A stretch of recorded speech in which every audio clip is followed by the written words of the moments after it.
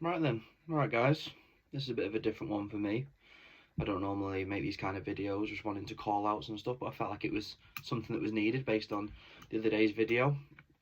So, just to cut right to the chase, I got called out by the Titan, Brandon Staight, for a fight on Outcast. And I watched your video, Brandon. I thought it was a good video. I thought you edited it together really nicely. You had like a few little digs in there of my training and the laughing and whatever else you wanted to do, but cool.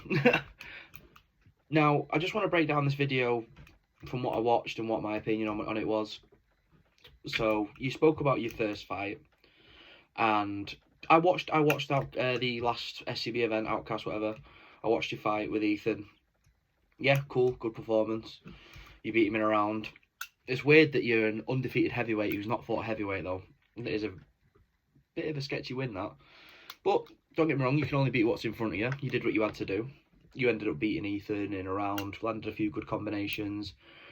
It was good. And like I say, I'm watching your video as well, and I can see you've lost quite a lot of weight since that fight as well. And someone who's been on a bit of a weight loss journey myself, hats off to you, mate. Complete credit to you on that. You look great. Like, you can see you've been putting the work in, and you can see you've been working hard. So I can only give you credit in that stage.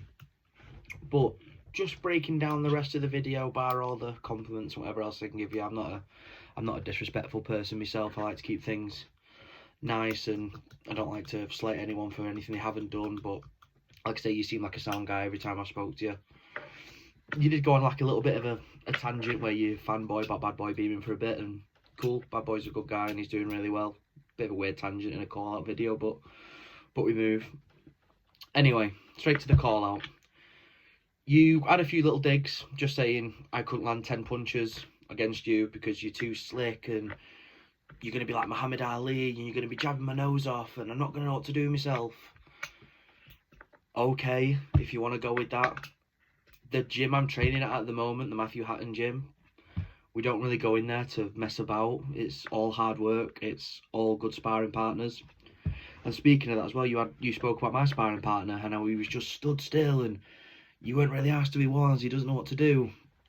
The sparring partner that day was Andy Jones. He's the corner man for Campbell Hatton, Ricky Hatton's son, and he's been in the game for about 20 years. He knows more about boxing that we've both forgotten. Like, he's elite. He knows what he's doing, and I was landing good shots on him. But it's from his teaching because he's my head coach. And since I've been in that gym, I've been coming on leaps and bounds since my last fights. A lot of people's footage that they do see is with my personal trainer rather than with my boxing coach. And obviously, he doesn't hold the pads. He doesn't know with the pads and stuff as well. I just do those sessions to not get rusty, basically. I like to shake a bit of rust off every now and then. But, like I say, if you want to have your opinion on Andy, that's cool. If you want to have my opinion on my sparring and I'm being flat-footed and standing still and must kill, cool, mate. That's absolutely fine. I know what I'm doing in the gym, and I know what he's teaching me in the gym, and I'm definitely becoming a force to be reckoned with within this boxing scene. But let's get to it, though. Can't land 10 punches. I'd take not landing 10 punches, to be honest, as long as I can land one. Might be all it takes. A lot of people can't deal with my power in that gym. The power I've been developing, even with Andy. I hurt him a lot of times, and he doesn't get hurt often, trust me. So, hey, it'd be cool if I don't land 10 punches, but I'll land the one that knocks you out. But on that note, I want to land that punch. And going off your fight call out and going off what you said about the Outcast Intercontinental Heavyweight title, I'm intrigued. I'm interested, and you've lit a little spark in me, and I'm a bit motivated. So the basis of that video, mate, is I accept. I'm game. Let's run it. Outcast 2024, Alpha versus Titan, Lewis Smale versus Brandon Staight. Let's run it. Let's see what happens. Let's see who does come out on top. Let's see who has been putting work in. Let's see if this flat-footed boxer who must kill and doesn't have a lot of technique can handle with the Titan. Let's see if I can get in there with somebody who's been on a bigger stage than me and ends up beating you. A good thing with this fight as well, it's got a little bit of a backstory that not a lot of people know about as well. Like, when I first came into this influencer boxing scene, it was with a little company called True Power Boxing, which didn't really kick off. But there was 2 heavyweights signed to that promotion. There was Brandon Staight, and there was me. And now the courses, when we went in different directions, we went in different ways with what we were doing. But now all of a sudden it's starting to come together a little bit, and it looks like we're going to end up running it next year. The fact you want to make it a title fight is nice as well. I like that thought.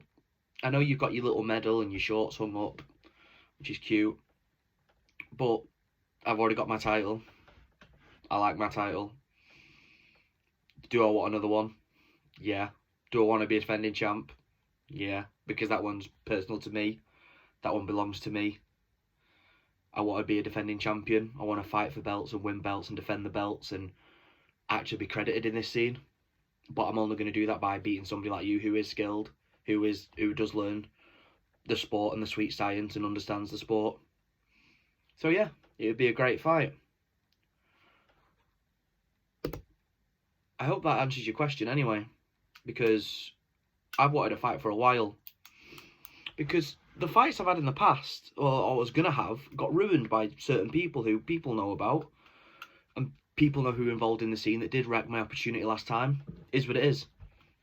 But when you said about not promoting, that was a lie. How can I promote a fight that I don't know I'm going to have, or don't know an opponent I'm going to have? I had ring walk music made. I had my fight gear made. I had everything booked. I put out videos. I put out trailers. I did what I had to do. I put all my footage out of my training to get ready for that fight. If there was anybody who was promoting that event, what was supposed to be the first Outcast event, it was me. I was putting it out there and I was getting it out there and people took interest. That's why my following's built up a bit. And that's why it's going to keep building when I promote this next fight with you.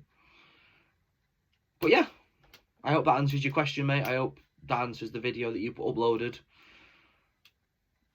May the fun commence. Because I'm ready. Let's go. See you next year, Brandon.